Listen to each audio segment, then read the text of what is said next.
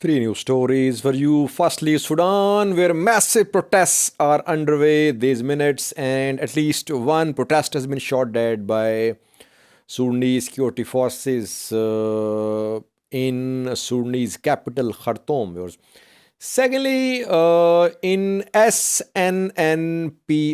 Southern Nations, Nationalities, and Peoples region today, a statue was inaugurated to commemorate an Ethiopian colonel who was taken prisoner by Eritrea.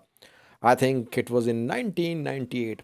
Thirdly, Eskinder Nega has laid out two preconditions for talks with Tigray People Liberation Front, while pressure is building upon Fano that Fano should be disarmed.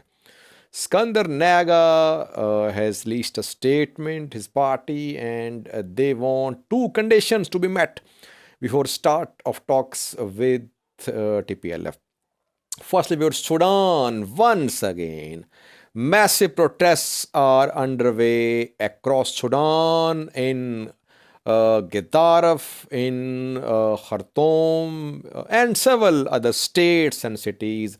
Massive protests are underway these minutes, despite crackdown, despite use of force by Sudanese security forces. The momentum has not been broken so far. Protesters are keeping this momentum going.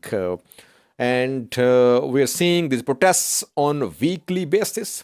The protest started after 25th of October when Burhan tried to stage a coup. Sudanese PM Abdullah Hamdok resigned, but his resignation did not solve the problem. Political stalemate is still there. United Nations mission, US, Saudi Arabia, and other players are trying to start inclusive dialogue to find a way out of this stalemate, but so far, no signs of any improvement. Massive protests are still underway, and security forces are using excessive force against protesters. One protester killed today. You can see his picture. Reportedly, he was killed today in Sudanese capital, Khartoum. Watch a few video clips from today's protests, then the next news story.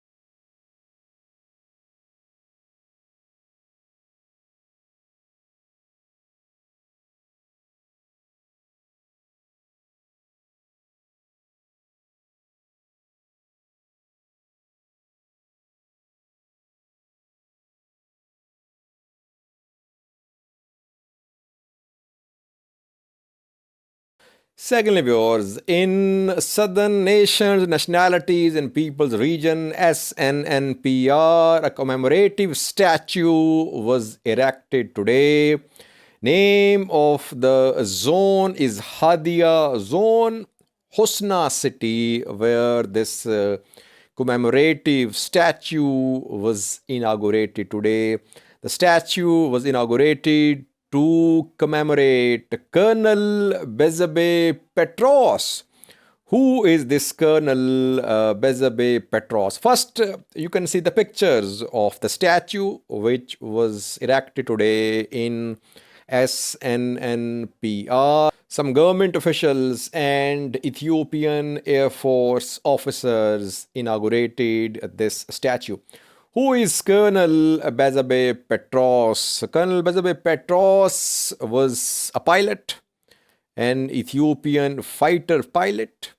He took part in Ethiopia-Eritrea War, 1998-2000 war. He carried out some airstrikes in Eritrea. During an airstrike, his plane was shot down in Eritrea. He went missing for some time. Then he appeared as a prisoner of war. So he remained imprisoned as a POW in Eritrea for years.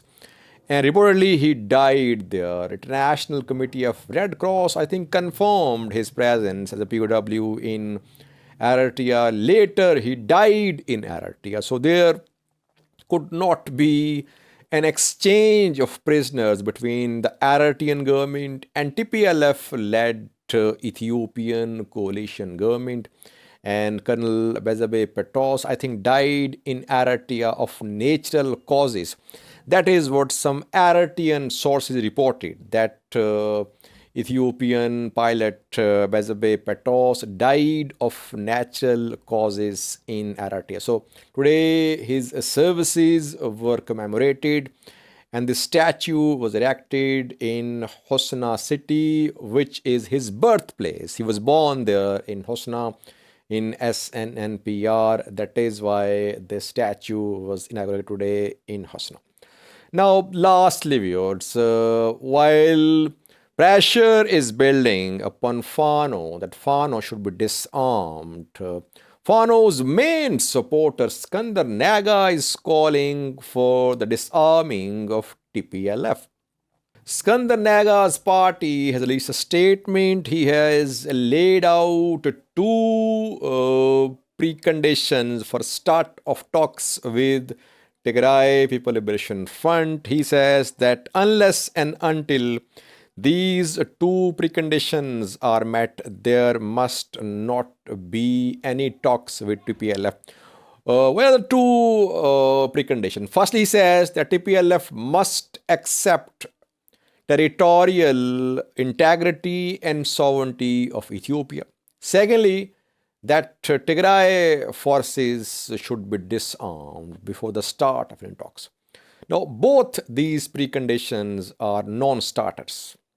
If you lay out such preconditions, you cannot have any talks. Tigray Defense Force will never surrender. It will never agree to be disarmed. Secondly, all regions have this constitutional right that they can go for self-rule. Article 39 of Ethiopian Constitution allows this sort of move by Ethiopian regions. You cannot bind Tigray that it will always remain part of Ethiopia. So you cannot force Tigray to be part of Ethiopia. So when he is calling that TPLF must pledge that it will respect territorial integrity and sovereignty of Ethiopia, he means to say that Tigray should not declare independence in future. But we know that Ethiopian constitution allows this sort of move. Article 39, a controversial article of Ethiopian constitution, gives this sort of right to Ethiopian regions. He seems to be saying that if Fano is to be disarmed, then Tigray forces should also be disarmed, and no talks with them until there is disarming of Tigray. I don't think these are serious preconditions for talks with TPLF. Thank you.